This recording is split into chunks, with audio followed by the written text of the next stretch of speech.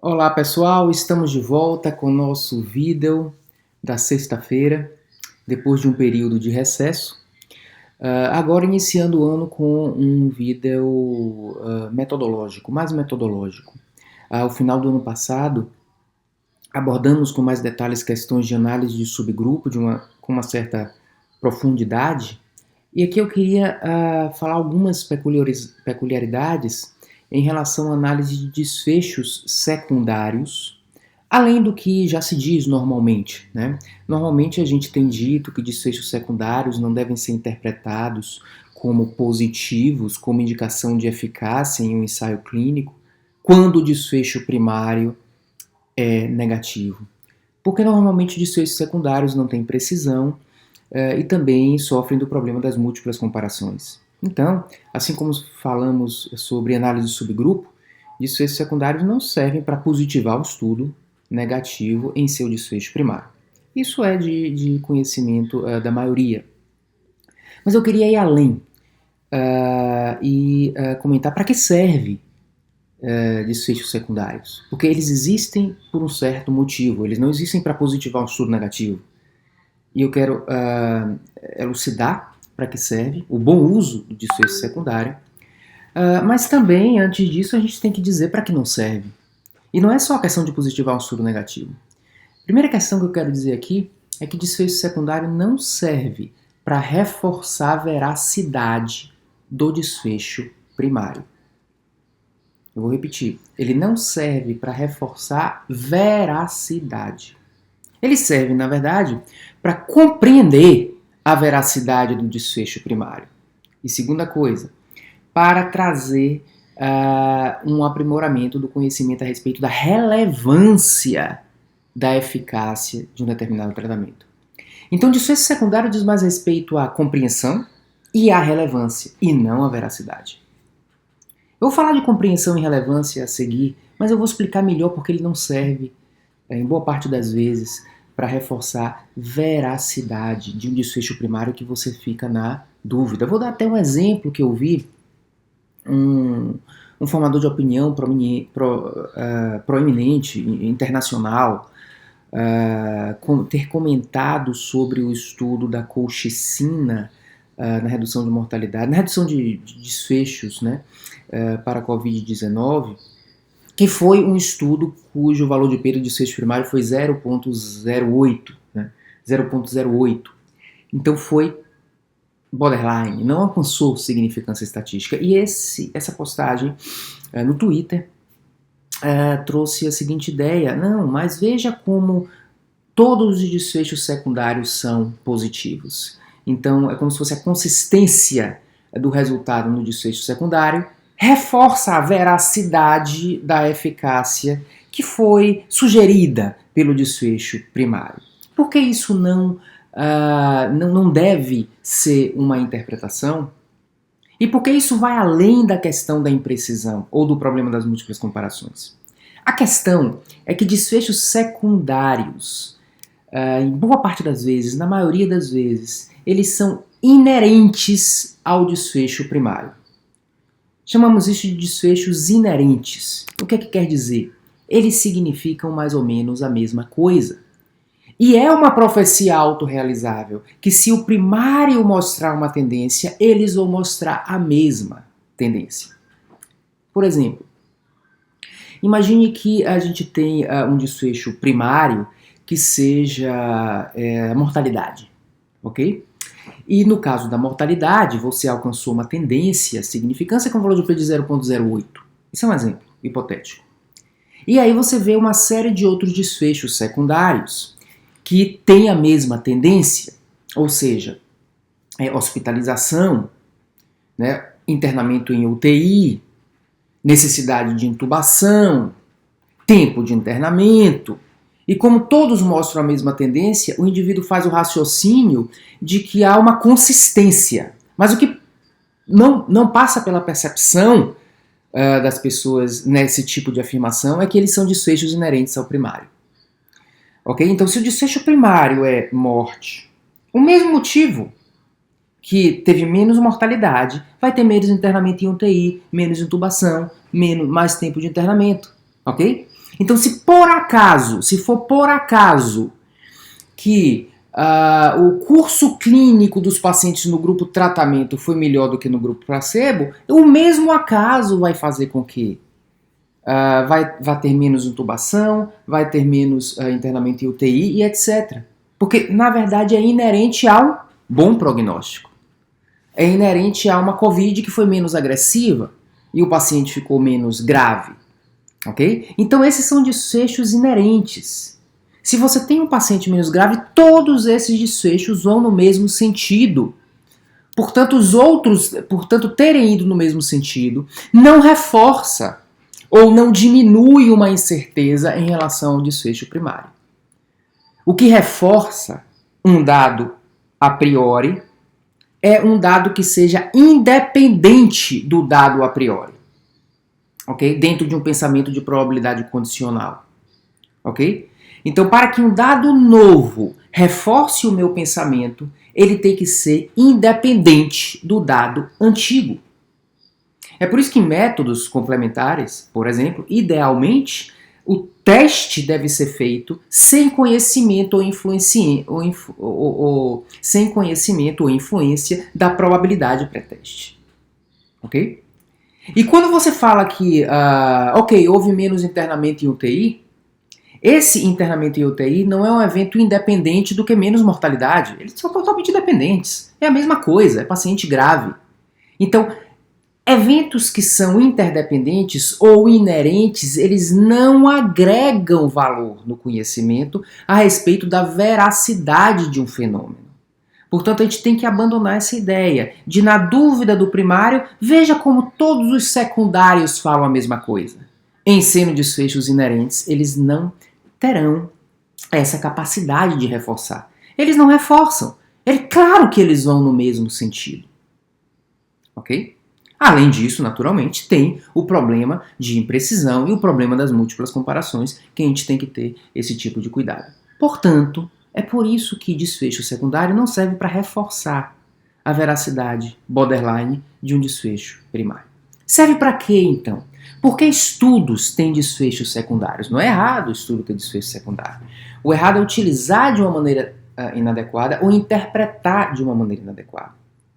O estudo, então, o desfecho secundário, então, o primeiro ponto de utilidade dele é a compreensão do primário. A compreensão de por que o desfecho primário teve um determinado resultado, mostrou um determinado fenômeno, eficácia ou ineficácia. Ok? E a primeira forma de compreensão do desfecho primário é quando esse desfecho primário é clínico e o desfecho secundário é um desfecho intermediário, também chamado de desfecho substituto, porque ele explica de uma certa forma por que houve a melhora no desfecho clínico. Então vamos dizer que eu faço um tratamento para insuficiência cardíaca, né, e esse tratamento reduz mortalidade. Okay? E num desfecho secundário que é intermediário, eu mostre que esse tratamento teve um efeito de melhora da função diastólica do ventrículo esquerdo. Então ele, de uma certa forma, ajuda a explicar mecanisticamente o porquê que o desfecho primário foi benéfico, o desfecho clínico foi benéfico. Então isso acontece quando você tem uma certa hierarquia do desfecho. Essa situação de compreensão do desfecho primário a partir do secundário é boa quando o desfecho secundário é hierarquicamente inferior ao desfecho primário. Okay? Inferior no sentido de que o primário é o desfecho clínico mais importante e eu estou analisando, é como se eu estivesse voltando para trás e analisando o desfecho clinicamente menos importante, mas que me mostra o caminho pelo qual aquilo aconteceu, ou que sugere pelo menos o caminho pelo qual aquilo aconteceu. Uma outra forma de compreensão e que segue essa lógica da hierarquia é quando você tem um desfecho primário, por exemplo, mortalidade, e você vai analisar nos desfechos secundários para entender por que houve redução de mortalidade, ou por que não houve redução de mortalidade. Okay? Então eu vejo a redução de mortalidade e eu vou olhar os desfechos secundários. Então por que reduziu a morte? Foi porque reduziu o infarto? Foi porque reduziu o AVC? Okay? Foi porque melhorou a insuficiência cardíaca? Foi porque melhorou a arritmia? Então eu entendo melhor dentro dessa questão hierárquica, onde morte é mais importante do que esses outros desfechos, mas eu uso esses outros desfechos, que são clínicos nesse caso, para explicar como eu alcancei a redução de mortalidade. Isso é muito interessante. Aquele estudo SPRINT que mostra que um tratamento agressivo da pressão arterial reduz desfechos cardiovasculares. Ele é interessante que quando a gente analisa aquele trabalho, ele mostra que o mecanismo pelo qual houve o benefício cardiovascular foi principalmente o internamento por insuficiência cardíaca, e não os mecanismos de eventos relacionados à aterosclerose. Isso dá uma compreensão interessante que inclusive influencia do ponto de vista de conduta clínica ou de compreensão clínica e decisão clínica. Então, esse é um dos pontos, né? É quando o desfecho secundário ele tem numa hierarquia, ele é menos importante clinicamente, mas ele serve para explicar o desfecho primário. Seja porque ele é um desfecho intermediário, não clínico, ou se ele é um desfecho clínico, ele é o caminho pelo qual se alcançou aquele desfecho primário, digamos, primordial, que é a mortalidade, no caso do exemplo que eu estou dando aqui. Okay? Então a compreensão do desfecho primário através do secundário é uma coisa útil. Também útil quando o desfecho primário não é benéfico. Ok, eu não consegui redução de mortalidade. Por quê? Aí eu posso analisar no secundário que houve redução de mortalidade cardiovascular, mas houve aumento de mortalidade por sangramento, que é um efeito adverso da droga. Aí eu entendo que na realidade não é porque a droga não traz um efeito benéfico inerente. Ele traz um efeito benéfico, mas ele traz um efeito maléfico. Então eu compreendo melhor por que não houve redução de mortalidade. Então veja como o desfecho secundário é interessante para aprimorar a nossa compreensão. A segunda utilidade do desfecho secundário está quando o primário claramente traz uma noção de benefício verdadeiro. A gente já ultrapassa, já completou a noção de veracidade, e ele agora, digamos assim, dá uma perspectiva maior da relevância daquilo. Ok? E aí você tem que ter, no caso aí, desfechos que não são exatamente desfechos inerentes. A questão do inerente ela não pode estar presente. Por exemplo, eu tenho um tratamento, digamos, antisquímico. E esse tratamento antisquímico na doença coronária reduz mortalidade, ok? Mas eu estou mostrando aqui um outro efeito que não é inerente à mortalidade, porque não tem tanta relação com o prognóstico, que é melhora a angina. Então, essa droga que eu dei aqui, nessa doença coronariana antisquímica, ela ao mesmo tempo melhora a mortalidade, porque talvez melhora a função ventricular ou coisas assim, e ao mesmo tempo melhora a angina. Então, não é a mesma coisa, não é óbvio que se eu beneficio um, eu vou beneficiar o outro, ok? Angina não é algo que tem a ver com prognóstico, necessariamente com gravidade do paciente, e a mortalidade tem. Então não é aquela coisa, aquela profecia autorrealizável. Então eu digo, olha, além de reduzir mortalidade, infarto, desfechos maiores, ele melhora a qualidade, ele melhora sintoma. Então tem um efeito complementar. E aí eu fico, digamos, mais entusiasmado com o benefício daquela medicação. Mas é uma análise que ela tem que ser hierárquica. Tá? Em mostrando benefício em desfecho primário, está sugerindo aqui que também tem benefício nesses secundários. Então eu não estou desfazendo uma incerteza. Eu já sei aqui que isso aqui é verdadeiro. Além disso, pode ser que seja bom nas outras coisas também. Isso me traz uma noção maior de relevância.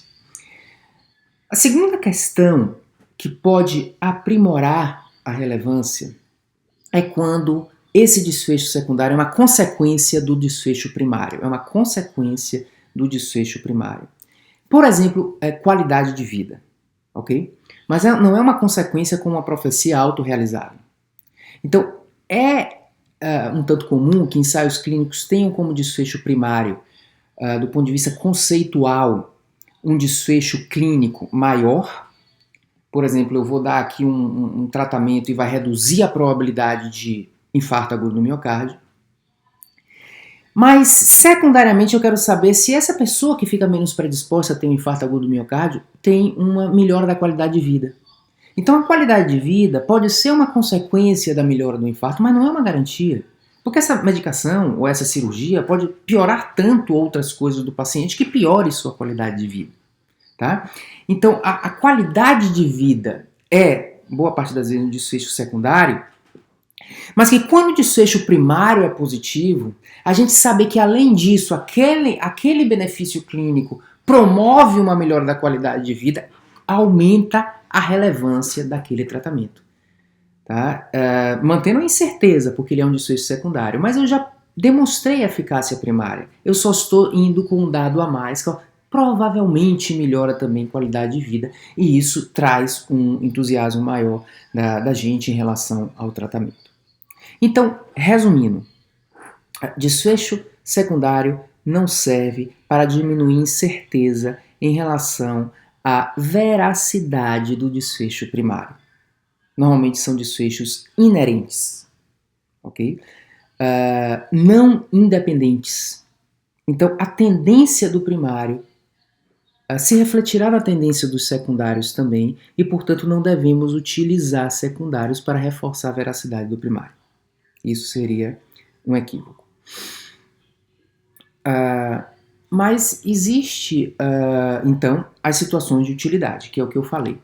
A situação de melhorar a compreensão do porquê do benefício ou do não benefício do desfecho primário, e a situação de sugerir maior relevância na medida em que outros desfechos também melhoram, sejam independentes, sejam esses desfechos consequências do primário. Portanto, desfecho secundário deve existir, sim, em ensaios clínicos, mas não devem existir para serem utilizados a favor do nosso viés de positivação de resultados. Pessoal, lembrem-se de clicar aqui no sininho para se inscrever nesse canal do YouTube, se não o fizeram ainda. Espero que a gente tenha um ano bastante reflexivo, tanto do ponto de vista metodológico, como do ponto de vista de filosofia da ciência, ou até mesmo raciocínio clínico, e também em relação a essas nossas reflexões sobre o entrelace ou a interface entre o pensamento médico e a sociedade. Abraço a todos e até a próxima semana.